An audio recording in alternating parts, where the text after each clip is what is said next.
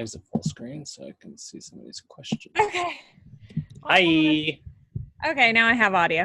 Hi. I always have to have my ear things in. Hi, how are you? I'm well. How are you? Good. I'm out of breath from running upstairs and running back. Okay.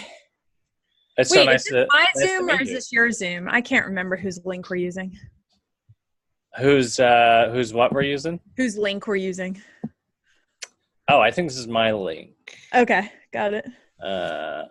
Is this okay? I was just wearing it because I went live. I don't care. You're a little the light. There's a lot of light coming in. There is. You're just a teensy bit washed out. I wonder if that's a little. Are we recording this? I will use the recording. Yes. Okay. Well, hold on. I have a couple more things to do to not be so washed out. Hold Okay. on.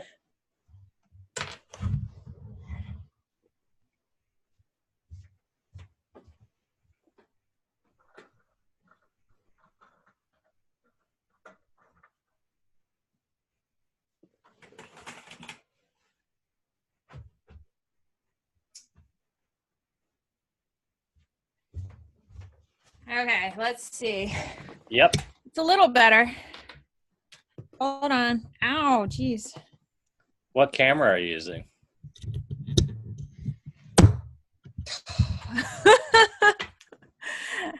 Oh my gosh. Okay, I think I might finally be. Hold So on. you're one using more thing. a standalone camera as your webcam essentially.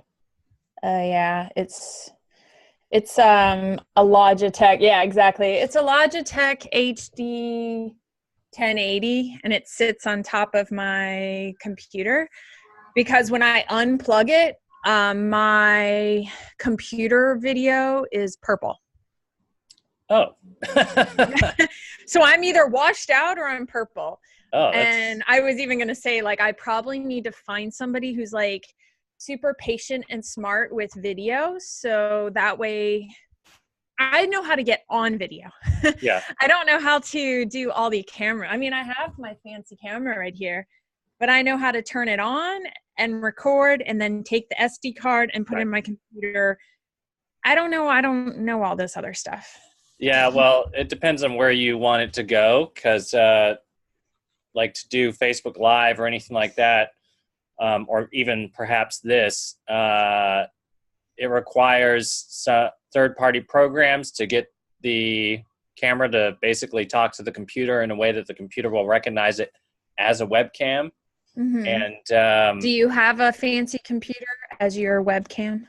I have a fancy camera as my webcam. Sorry. I've tried that in the past and have had some success, but it is quite intensive. Huh. Well, honestly, I don't know. My opinion is if it works, it works. It's fine. It's not the end of the world to not 100%. be perfect on camera. So yeah, 100%. And and I'm sure we'll go into this when we start our little conversation here, but I tell clients or somebody else about this all the time. It's not necessarily about the gear. As long as you can be seen and be heard, then you're really accomplishing 90% of your job. And then there's other things, like I have a reflector over here. There's other things that you can do to improve the quality of both of those things, being seen and being heard, that don't necessarily require you to get expensive equipment. Yeah, and I don't think you should hold yourself back from starting by being perfect. Oh, 100%. Okay, so we're about to get into this is what I want to talk about. Woohoo! So this is good stuff. Should I leave this on? You can do whatever you want. I'll just leave it on. I'm done. I've already got it on. I think it fits your personality. It fits your energy. Mm-hmm. We're not doing a TED Talk or anything. We're just having a conversation. I thought this was a TED Talk. And I have no doubt that would also work in the TED Talk. I'm just kidding. It's a Fox Talk. The Fox Talk. You could hold those. That's the thing. That is cool, actually. Fox has to stand for something, though. I don't know. It just feels like it should. Figure the acronym out. Okay, that's later. Where are you located? Tell me again where you're located. This is super low key, and I don't know if you saw the questions I shot over, but basically, oh goodness! Wait, where did I miss those? That's all right. I'll lead you here. I'm pretty off the cuff. Did I miss it? Oh, there we are. I just Yeah, you shot it said over that. in LinkedIn Messenger. Yeah. Oh, yeah. Cool. I'll just wing it. But yeah, it's pretty easy. I basically, just to give you context, I like bringing people on who are showing video strategy really well, who are doing video content, who are doing content strategy really well. I like showcasing that because as much as I try to, preach it to the clients and businesses that I talk to, it's always better to have other people there to also reinforce that message Hmm. and have a number of examples to draw upon. And you're Definitely. definitely a great example. So I certainly like highlighting that. Thanks. I think we're on the same page. I think Excellent. examples, I show people all the time examples of other people's content profiles. What are they doing? Because we're all different and the way each person runs their business is different. So we can all use each other's examples. Exactly. And the goals that they're trying to achieve are different, which can result in different strategy. Okay, this is all what we want to talk about. So I'll just Well, start we're off. already recording. We're already there. So my guest today, I'm happy to bring Judi Fox on, who's a LinkedIn expert, video content strategist, and a podcast host and a speaker, among many other things. So Judi, thank you so much for joining me. Thank you for having me. Yeah. So, we've just been talking here about, all the advantages to the myriad of content that you can put out these days and the platforms that you have and basically the visibility options and the conversations, as I like to phrase it, that businesses have the opportunity of having with an audience and a community and certainly loyal fans and customers, right?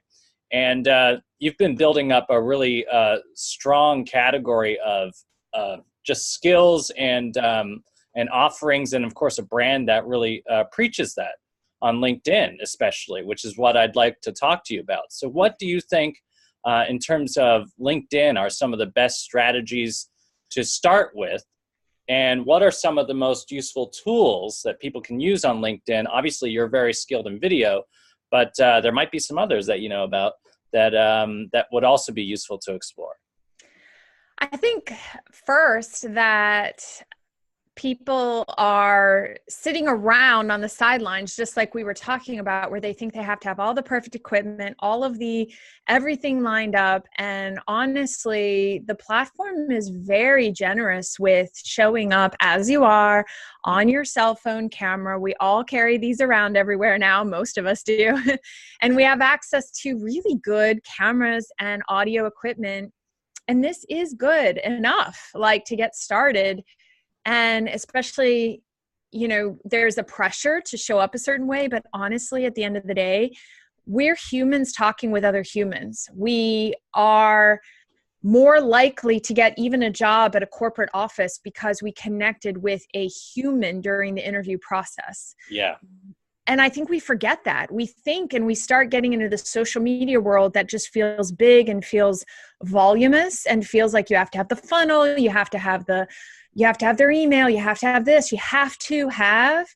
And I try to dial people back and be like, you don't have to have all that. You can make 10 solid connections per month on LinkedIn. And I think that would do more for your business than trying to reach thousands and thousands. And even when I do put out content and it reaches thousands, at the end of the day, I don't talk to all thousands of those people. It comes down to probably the 10 that I actually talk to. Like, we're having a conversation, and this allows, and recording this allows us and our conversation to get multiplied out.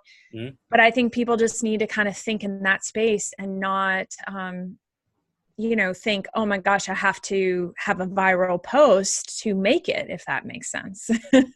100%. Yeah. I've often heard, I don't know, just the virality, if that's even a word. I don't even know what I just said.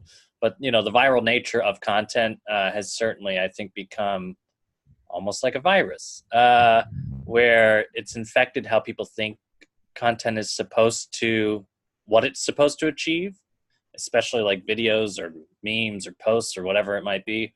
And that's that detracts from the relationship building, which is really what we're trying to do as a business. And the higher price that you eventually could exchange with a client, a relationship, but the higher the potential income that you generate for them as somebody they hire, and the higher your price is for them to hire you, when that starts going up and up and up, and obviously you heard that I connected the two, the more you will generate for them too. I mean, you've got to get people whatever results, and everyone has different results, different goals. At the end of the day, if their goal is a certain level and a certain height, that will take more than just one post or one conversation or one moment in time. You're building a relationship. And I think that's why I put on my profile that I do human to human marketing, because so many times people go back to, well, are you B2C? Are you all these letters? And I'm like, okay, yes, I get that. There's value in those conversations. But sometimes when you are just thinking about the relationships that I've built being in corporate for 20 years, sometimes I ended up hiring and they won huge contracts with huge amounts of money because they built a personal relationship over time and over years.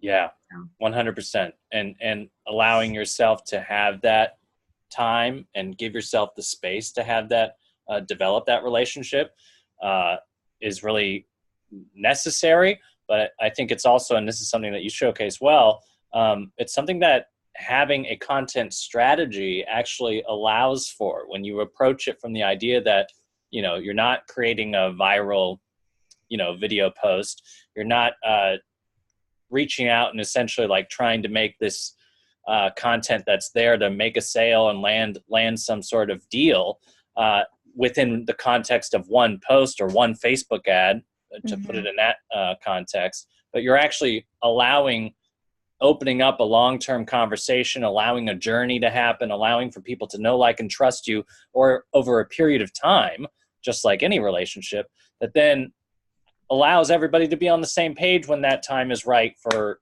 business to happen and for things to come together. Correct. And I feel like, oh my goodness, it doesn't take that many people that we think. For example, I have specifically sat down at the beginning of the year and said I wanted to get more active in my local community, because it doesn't necessarily matter that there are things that matter because you have a platform online, but truly at the end of the day, making some relationships. And I just went to a event. It was a lunch and learn type of event here in my local area. And it had maybe about 10, 15 people sitting around a table to listen to somebody who has been extremely successful starting businesses, kind of mom and pop stores, like literal, but physical locations. Right. Right. And there's so much value in learning from that person, but they don't have a social media platform and presence and everything, and they're just retiring. And I learned so much, and I felt so good going to that event and learning and just realizing that it's not always all about making some post online. I might have, by creating one connection to this one person, now created a ripple effect that I may then get connected to another person who has a great business idea here in my local area, and we end up working or something. It's very interesting how those things just naturally happen, but I do believe in the power of being online and the power of literal face-to-face meetings. Right. So. Absolutely. And there are a lot of industries out there actually that still very much operate in this traditional space of not only traditional marketing, but the traditional space of networking and using events as ways to leverage their business and leverage those relationships that they build that allow them to continue to grow and really make those honest connections. The benefit that I always like to express when talking to an industry that really does focus on that sort of in-person stuff is that that's great. The ability now, though, is that with, they take your business card and that's one thing, but if you give them a place to visit via here, now your content, your ability to speak to them, your storytelling, your access to them has the ability to continue that conversation in a really rich and dynamic way, and the ability to speak for you when you're not there to speak for yourself, over an extended period of time, in the luxury of their own home, in the comfort of on their couch, in their pajamas, whatever. Like, In their car, listening to your podcast. Exactly. Yes. You're still there to continue to provide value, continue the conversation. Yes, we are totally on the same page. And I think this goes big to small. For example, we've seen what happens to businesses that are physical locations and they don't realize how to show up in the digital and social media space. Yes. And then I think the opposite happens. If all you do is live in the digital social media space and you have no in-person connections and relationships, I think both, you have to merge both. And I think the main thing I come back to is a human hierarchy need, very Maslow's hierarchy of needs, which sounds funny, but we're meant to belong to each other. We're meant to care about each other. We're literally wired to be in a village, to be in a community. And that is why people get these huge social media followings and they become influencers. And that literally, I think, is why, that's my whole theory of why we even have this industry, is because we don't want to be alone. We don't want to, from the smallest age that we ever are, we don't want to be alone. And then we don't want to, who wants to die alone? I'm not trying to get all like existential and sad or anything, but our entire journey through life really is not learning how to be alone. It's how to be in community.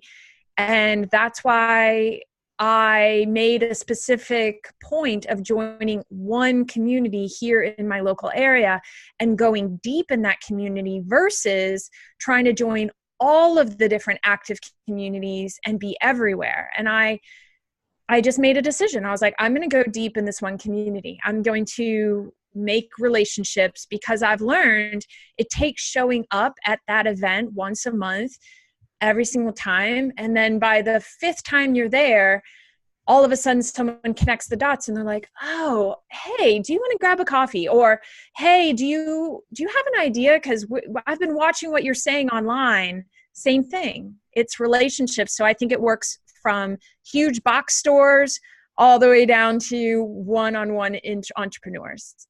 I think it's both. And like we've seen with these big box stores that go out of business, they didn't figure out how to merge both. 100%. 100%. So that's my thought. I completely agree. Yeah, we're really on the same page there. So one of the places that you've gone deep is LinkedIn, specifically to bring it to the online platform and the online community that you're accessing and developing. For those who maybe are looking to then, okay, I'm going to make LinkedIn a platform that I focus on. And video is certainly something that's encouraged and supported on the platform in a really big way right now. What would you say would maybe be some first steps to taking advantage of creating that type of content, and maybe some challenges that you want to make sure that you avoid? I think there's 2 things I really like to tell people. Number one, the platform LinkedIn specifically has been a very written intensive platform. People are used to maybe reading newspapers. They're used to reading articles. They're used to that level of content, and it's a very well-educated platform for the most part. I mean, I'm not trying to, do I have all those numbers? No, but if I had to generalize, and from what I've literally seen myself and the people I've interacted with, if you create video, based on what I know, based on my journey to 3 million views, so it's not like untested, write out the tips, write out the content. Don't just leave it in the video for it to be discovered and heard. I believe we all are different learners. And again, the platform has taught people for so long to read the content that I think you're better off putting all of your video content, if you're giving 3 tips in your video, give all 3 tips away in your written content. I've seen my content not get heard at all by giving away every single thing that's in my video. So that's my number one. I think there's some people who try to get people to watch their video. It's almost like, here's 2 tips and then watch the video to find out the last one. I I think it builds more trust by just saying, here's all of it. You want to watch the video? Awesome. But if you don't, you're still going to get the value from me no matter what. Come back again. Right. You want people to keep coming back. And the next tip is, again, if you're starting out on a platform, if you've been on there for a while creating content, that's different. If you're starting out, start from a place of shorter content, shorter video. Now your text and keep it, like everyone talks about, create high value. Well, at the end of the day, people just want you to get to the freaking point. They don't have all day long. So try to create readable, consumable, easy on the eyes. If you need to use an emoji to do an arrow to point out your top tips.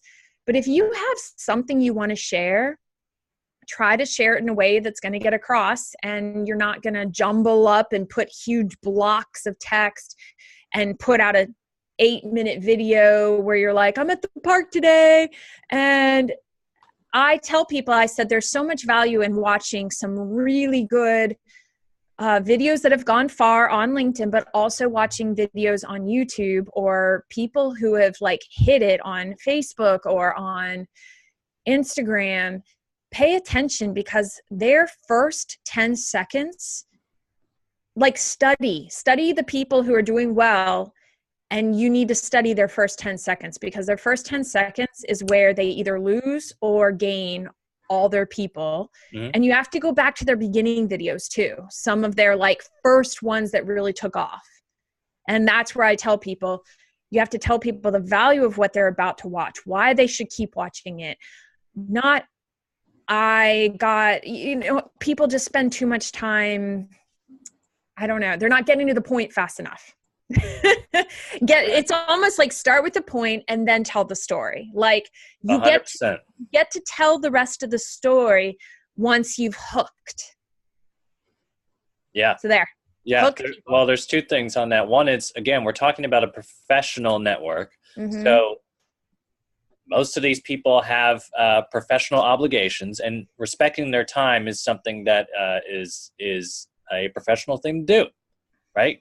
So they don't have a lot of time, but providing them value is something that you want to do, and you want to make sure that you're recognized for that. So you need to come up front and respect their time in order to get their attention, mm-hmm. And then to receive that sort of, participation on their part. And the other thing, and this is something that I've spoken to when talking about advertisement, for instance, like Facebook ads, or certainly Instagram or anything else that's very short content. Generally, within those first 5 seconds, delivering the point, almost the headline or the punchline right up front, is what grabs somebody's attention. And then developing how you got there can be very useful, right? So it's almost like, throwing out your best stuff right away, right up front, and there's no teaser. But then you have their attention now. So now you're given the freedom to elaborate and to go into detail about why this is a particularly necessary point or interesting punchline or whatever it might be. Yeah. And especially that is true over time on LinkedIn. So say, for example, you decide you're going to launch on LinkedIn, you're going to make a video, and you're going to put out a video Monday, Wednesday, Friday. I'm just throwing something out. Mm-hmm. And that's what you decide to do. Don't start with 1-minute videos, or start with 30-second videos. Try to start short, because what happens is people will see that first one and they'll be hooked, and they'll like it, and they'll comment, and they'll be engaged, because you made something that got to the point, delivered some value, and you didn't waste their time. And for example, the same thing in direct messages. When people write a direct message, and and it's the very first one, and I either have to scroll, or you haven't built up the right to send them a novel. You haven't built up the right to earn their click on your website. You haven't earned all these rights. And so time is valuable. So you should, this is my thought process, but I tell people you should start shorter on the platform and build up the right to ask them for more of their time to watch your videos, and earn the trust that your videos do deliver value and more people will watch. Yeah. Great tips. Great Thanks. tips. You know, and clearly it's worked for you, and it does make a lot of sense, especially for this particular platform. There are other platforms for longer version storytelling, whatever that might be, whether it's blogs or YouTube. YouTube is built for 8, 6 minute, 10-minute videos in a way that the community understands that type of content.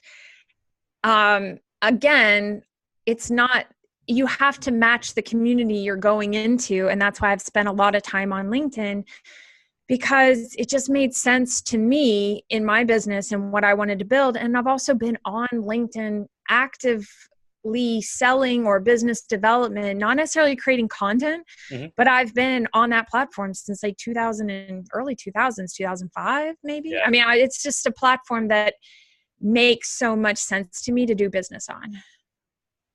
So that being said, you've been around it for a long time. You've seen it change. Lastly, I would love to explore what you're excited about where it goes next. Well, they just are releasing the reactions. So now instead of just liking content, you can start to celebrate it. You can start to be, that's an interesting point. You can love it now or support it, whatever you want to call that. So just like we have on Facebook, you can have different reactions to people's content. They don't have a sad face like LinkedIn or like Facebook. I can't imagine like sad face on LinkedIn.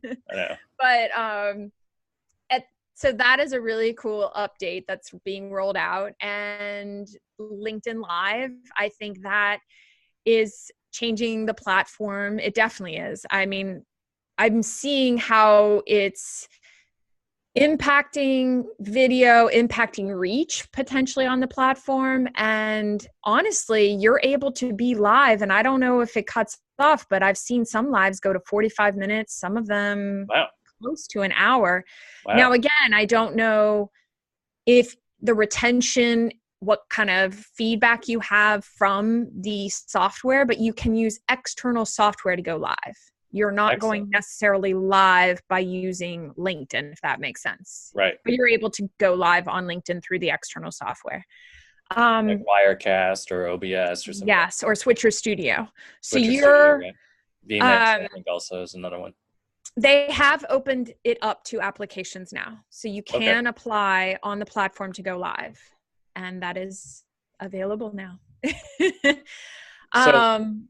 Well, I just want to kind of jump in here. And as we start to see, we sort of recognize some of these patterns of development. Do you think that what do you think LinkedIn is doing to protect itself and the community and sort of place that it has built for itself in the culture to not try and become Facebook or not try and step into, the world of Instagram or, still protect this, what is very much a professional culture right now, even as it starts to explore many of the tech aspects that have become very popular on these other platforms? I find it interesting that one way I think LinkedIn is, and maybe they've always been this way, but I've seen 2 people recently get blocked on the platform. A letter from LinkedIn saying, hey, you have tried to connect with too many people that you don't know. Interesting. And I think LinkedIn in general, and LinkedIn might be sending, whether they mean to or not, there has been some mixed messages. It is a networking platform. And I think LinkedIn and the community tries to tell people, send personal connection requests.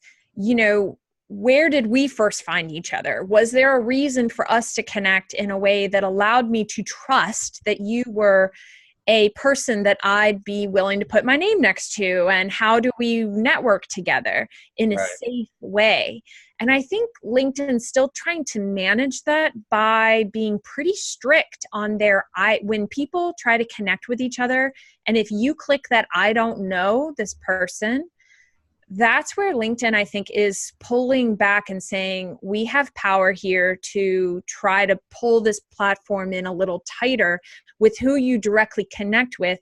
Yes, you can follow each other. I mean, that's just the one area that I think to me feels a little different than Facebook and Instagram. Whereas with Facebook, I don't know how many times you really get blocked necessarily from continuing to try to be friends with somebody. You have a limit of 5,000 on your personal profile on Facebook. But, you know, I don't know.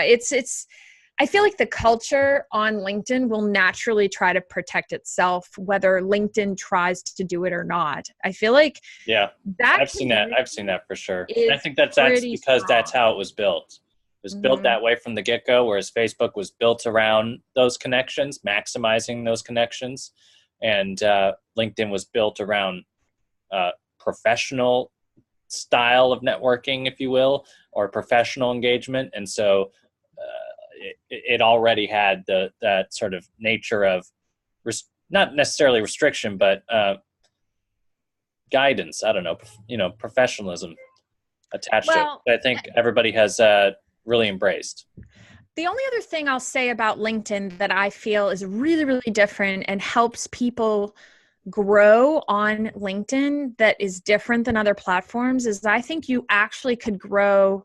And I've seen people grow their platforms by mainly only commenting, not necessarily trying to create content. So I tell people who even want to create content, I run my group coaching, LinkedIn Like a Fox. And the main thing I tell people before they ever create content, if you're in my group coaching or take my course, you're going to spend time commenting. And I think that platform is really built for engaging and commenting. And if you are living in the community and commenting I think it's different than Instagram and Facebook in the sense that your comments show up as content on the platform. I made a comment on somebody else's post recently and my own comment got 30 likes. Right.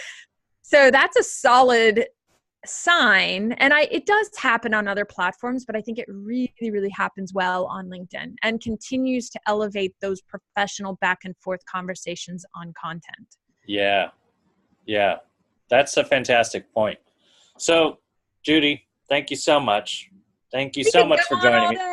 I know we could. So before we go, make sure you tell everybody where they can not only find you on LinkedIn, but find out about everything that you're involved in.